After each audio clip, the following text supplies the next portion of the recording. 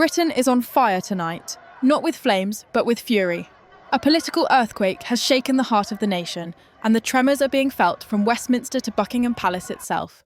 Thousands of voters have erupted into action, flooding the gates of the monarchy with one simple demand: an election now. They are not chanting for the fun of it, they are not waving flags for show. They are declaring war on a broken political system that they believe has stolen their future. And at the centre of this storm is Reform UK, the insurgent movement, once laughed at, once banned, once dismissed, now standing on the brink of power with a projected 74-seat majority. The message from the streets is deafening.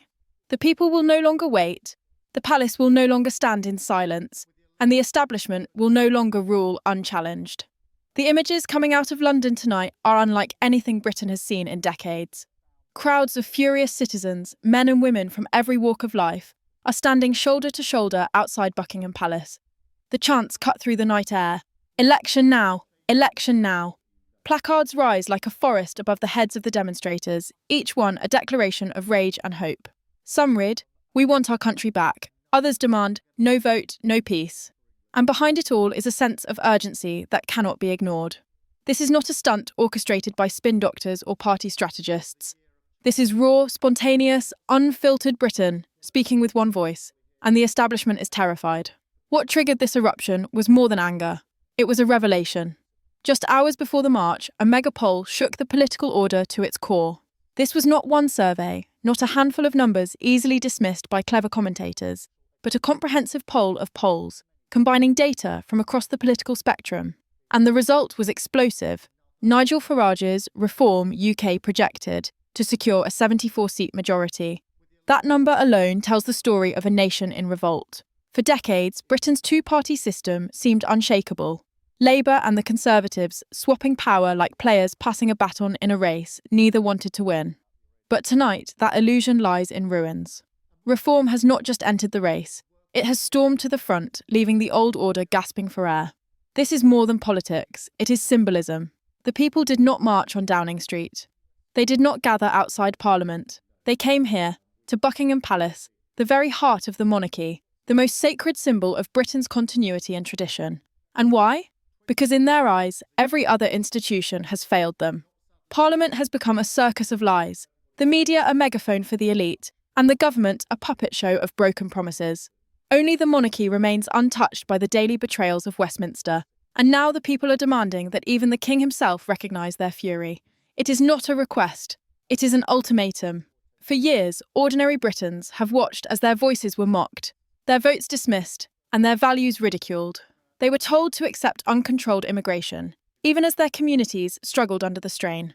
They were told to embrace net-zero policies that crippled industries, while politicians jetted across the globe. They were told that national pride was dangerous, that patriotism was backward, that wanting to put Britain first was something to be ashamed of. But no more. Tonight, those same voters are standing defiantly outside the palace gates, reminding the ruling class that they are the backbone of the nation. These are not extremists, these are the forgotten workers, the veterans, the small business owners, the mothers and fathers who have had enough of being ignored. Inside Westminster, panic has already taken hold. Reports from political insiders describe a mood of chaos and despair. Labour MPs are said to be in shock, while Conservative ministers privately admit they have no strategy to stop the reform surge. One senior Tory compared the atmosphere to watching a tidal wave racing toward shore. And they are right to be afraid. The numbers don't lie. At 30.4% of the national vote, Reform is now in the position not just to win seats, but to dominate. Labour, once convinced it was on the verge of government, is collapsing at 22.6%.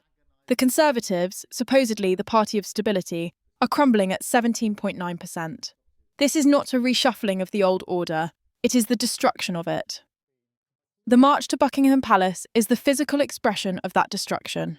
Ordinary people, long silenced, have taken their demand to the gates of the monarchy, declaring openly what many whispered privately for years. Britain needs change, and it needs it now. Some are calling this a protest, but that word is too small, too tame, too polite for what is unfolding. This is a reckoning, a rebellion, a refusal to be governed by liars and careerists any longer. The chants are not pleas, they are warnings. No vote, no peace is not a slogan dreamed up in a marketing office. It is a declaration of intent, a statement that the patience of the British public has run out. And perhaps the most chilling thing for the establishment is this: the crowd outside Buckingham Palace is not going home. This is not a one-night spectacle to be forgotten tomorrow. It is the opening act of a movement that has been simmering for decades, waiting for its moment. And now, with Reform UK's historic surge, that moment has arrived. The palace gates are no longer just metal barriers.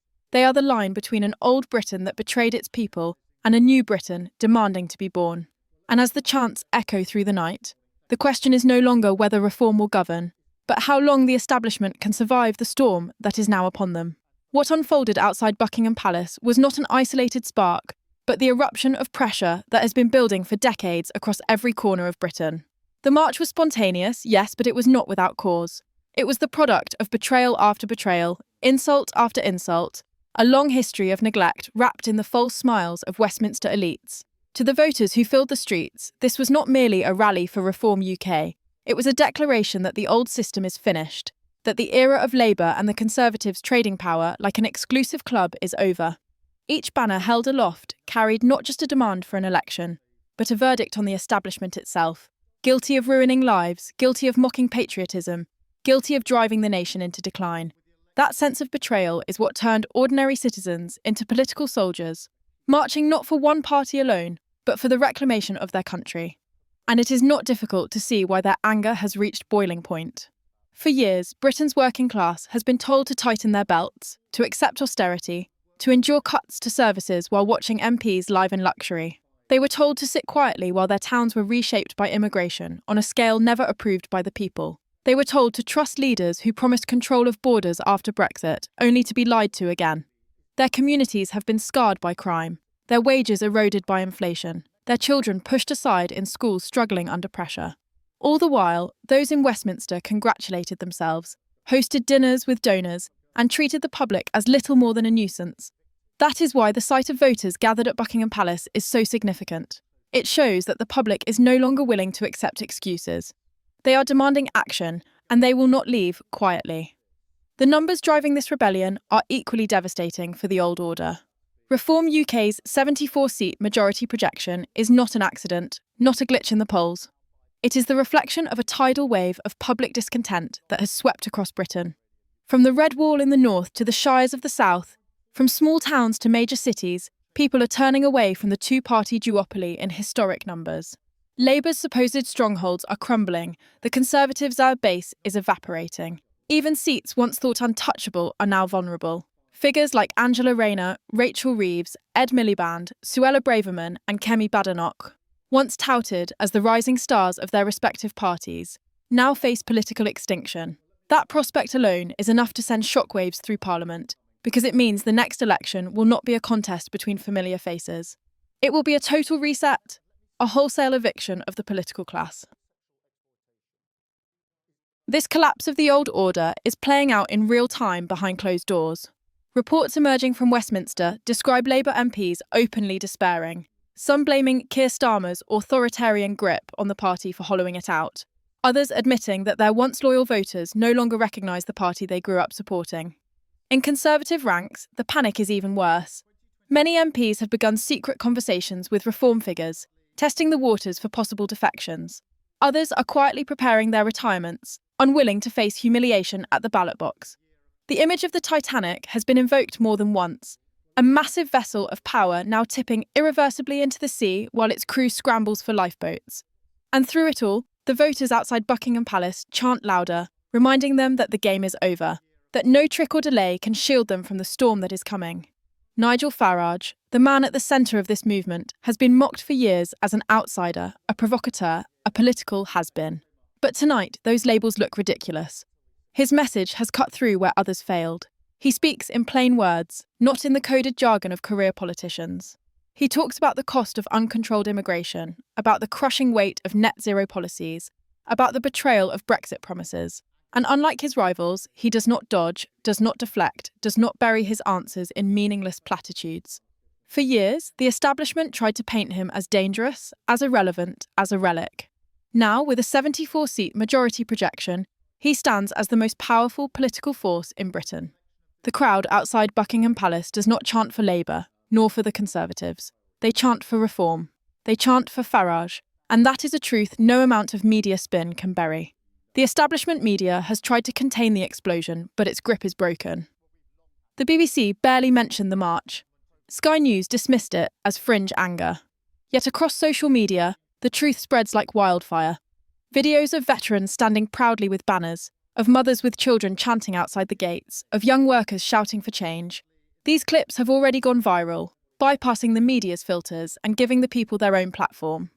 Hashtags like #ReformMajority, #Farage74, and #ElectionNow are trending globally, sparking conversations from London to New York.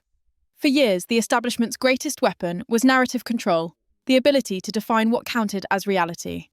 Tonight, that weapon lies shattered. The people have their own voice now, and they are using it with thunderous force. And what makes this moment even more dangerous for the ruling elite is that it is not just noise, it is organisation. Within hours of the poll results and the march beginning, grassroots networks across Britain lit up. Telegram groups and community channels swarmed with activity, coordinating marches, sharing footage, planning the next wave of pressure. Local reform groups are not waiting for instructions from above. They are mobilising themselves. This is a movement fueled not by donors or lobbyists, but by ordinary people. Binmen, bakers, builders, pensioners, students. United by the conviction that their country has been stolen and must be reclaimed.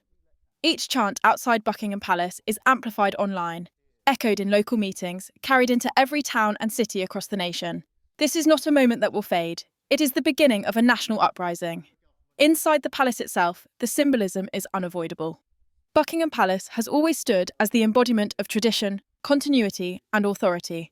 But now, as thousands gather outside its gates demanding action, it has become the focal point of defiance. The banners calling on King Charles to dissolve Parliament and force a general election are not rooted in fantasy. They are rooted in desperation. The people have tried Parliament, and it failed them. They tried the media, and it lied to them. Now they turn to the monarchy, the last symbol of national unity, demanding that it acknowledge their voice. Whether Charles responds or remains silent, the monarchy itself is now caught in the crossfire of history. And silence may prove more dangerous than speech, because silence in the face of revolt looks like complicity. As night deepens over London, one fact is inescapable. Britain is no longer the same country it was yesterday. The march to Buckingham Palace is not just a political event, it is the unveiling of a new reality. The people have tasted their power. They have seen that when they rise together, the establishment trembles, and they are not going back to silence. The chants outside the palace tonight are not the end of the story. They are the opening chapter of a revolution. The tremors of this political earthquake are already reverberating across every institution in Britain, and none more so than inside the corridors of Westminster. What the public saw outside Buckingham Palace was only the visible eruption, but behind the closed doors of Parliament, panic has turned into open warfare. Whips who once held absolute control over MPs now find their authority disintegrating as members openly defy party lines, holding secret meetings and in some cases preparing letters of resignation. Keir Starmer himself, once thought to be the master strategist capable of reviving Labour, is being whispered about as a liability, a leader who has dragged the party into the very crisis it swore to prevent. His iron grip on policy, his refusal to listen to grassroots members, and his constant pivoting on immigration and Brexit have left him isolated. Even his own shadow cabinet is fracturing, with aides leaking damning information to the press and colleagues refusing to appear alongside him in public. The cracks in this are no longer hairline fractures. They are deep fissures, splitting the foundation of the party. For the Conservatives, the implosion is even more dramatic. Their decline is not just electoral but existential.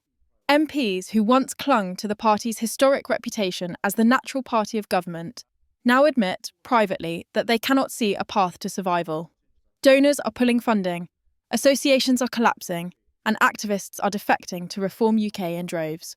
The great Tory machine, once described as the most efficient political force in Europe, is rusting before the nation's eyes. What once looked like discontent in isolated pockets has now become a tidal wave engulfing the entire party. Rishi Sunak's quiet pleas for unity, his appeals for patience, and his promises of stability sound hollow when voters no longer believe him, and when Reform's majority projection exposes the Tories as irrelevant. The very MPs who once swore loyalty to him now weigh whether jumping ship to Reform could save their careers. For them, the question is not whether the Conservative Party survives, but whether it is already dead and simply refusing to lie down. The sense of urgency among voters is what makes this moment so combustible. Britain is not simply frustrated, Britain is furious. Energy bills have soared while ministers claimed expenses for heating second homes. The National Health Service is in perpetual crisis, yet MPs debate climate targets rather than waiting times. Schools crumble while billions are funneled into foreign aid projects with little oversight. Everywhere voters turn, they see hypocrisy, arrogance, and contempt for the ordinary citizen. The march on Buckingham Palace was not simply a demand for an election.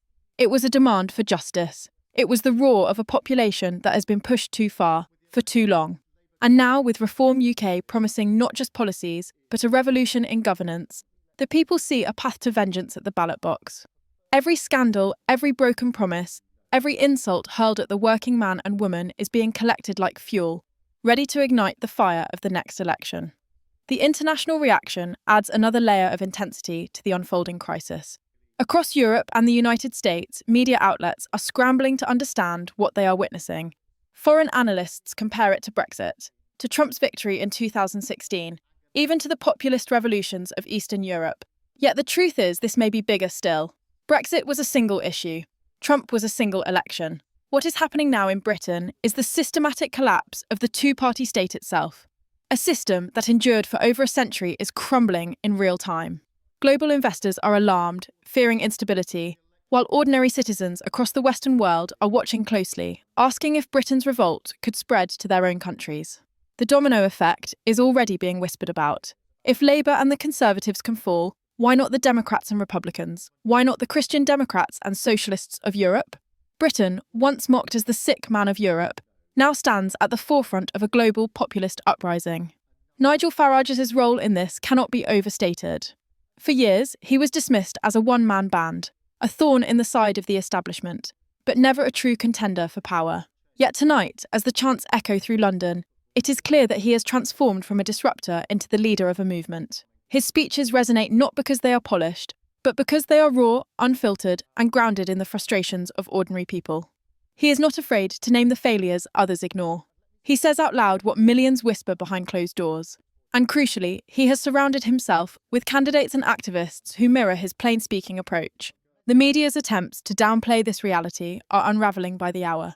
Newspapers that once ignored reform are now forced to feature it on their front pages. Television panels, which once ridiculed Farage, are now admitting on air that his majority projection cannot be brushed aside. Even seasoned commentators, who once sneered at the very idea of reform entering Parliament, are forced to concede that the political map is being redrawn. Yet what terrifies the establishment most is that they no longer control the flow of information. Social media has outpaced traditional outlets, with reform's message spreading virally in clips, memes, and live streams that reach millions without editorial filters. Every attempt to dismiss the movement as fringe is met with overwhelming proof that it is mainstream, that it is growing, that it cannot be silenced. In this digital battlefield, the old gatekeepers have lost their power, and the people are seizing control of the narrative. The pressure on King Charles grows with each passing hour. His silence is beginning to look like avoidance, and in politics, avoidance can be fatal. The monarchy has long thrived by staying above the fray, by being symbolic rather than political. But when tens of thousands stand outside the palace gates demanding that he dissolve Parliament, neutrality becomes complicity. Some advisors are reportedly urging him to make a statement, even a vague one, to reassure the public that their voices are heard. Others warn that any intervention could drag the monarchy into dangerous territory. Yet the people do not want symbolism, they want action. They see Charles as the final safeguard of democracy, the one figure who can bypass the corruption of Parliament. Whether or not he acts, the monarchy's fate is tied to this moment. If he speaks, history will judge him as either saviour or destroyer. If he stays silent, the people may decide that the crown itself has failed them. The truth is unavoidable. Britain stands at the edge of an era-defining transformation. The chants outside Buckingham Palace are not just echoes of anger, they are the drumbeat of revolution. Parliament is collapsing under its own corruption. Labour and the Conservatives are in free fall, and Reform UK is rising on a tidal wave of public fury. For years, the people were told they had no power. Tonight, they proved otherwise. The coming weeks will decide whether this movement translates into electoral reality, whether the walls of Westminster finally crumble under the weight of the nation's wrath. But one fact is clear: Britain will never be the same again.